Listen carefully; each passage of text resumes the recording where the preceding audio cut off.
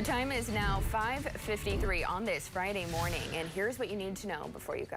Cleveland Cliffs leaders say the Trump administration's tariffs have already led to higher volume commitments from automakers who rely on steel made with Cliffs pellets. Now, that's according to the president and CEO of Cleveland Cliffs, Lorenzo Gonsalves. During Cliffs' earnings call yesterday, you'll remember in March, Cliffs chose to idle both Hibtac and Hibbing and its Minorca mine in Virginia.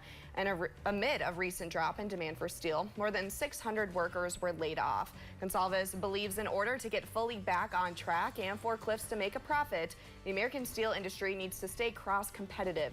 He added that includes continuing to make operational changes, such as idling mines. Cliffs also idled 4 other of its facilities across the nation, a move they expect will save the company $300 million this year. Still no word on how long the mines will stay idled. Meanwhile, Gonsalves credited tariffs on foreign steel as the, quote, most relevant and necessary action to eliminate unfairly priced competition for an increase of earnings in April and May, but says there's a long way to go. Now, some devastating proof that burning should be avoided right now in northeast Minnesota. A campfire Thursday afternoon on Lake Vermilion spread out of control and burned down a cabin. Flames also spread to the surrounding woods. Thankfully, responding firefighters kept flames from reaching other nearby cabins. No one was hurt. The sheriff's office is reminding everyone that fire danger is high and will continue to be over fishing opener weekend. The springtime start of fishing season is a big deal throughout the Northland. Minnesota gets its chance to feel the fishing fever starting tomorrow. The opener starts promptly at 12 a.m. Saturday, but many folks will wait until the sunrise to hit the water.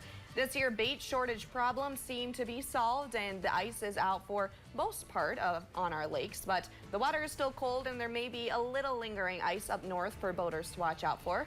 Wisconsin's fishing opener took place last weekend. The walleye and northern season for the UP will start Thursday, May 15th.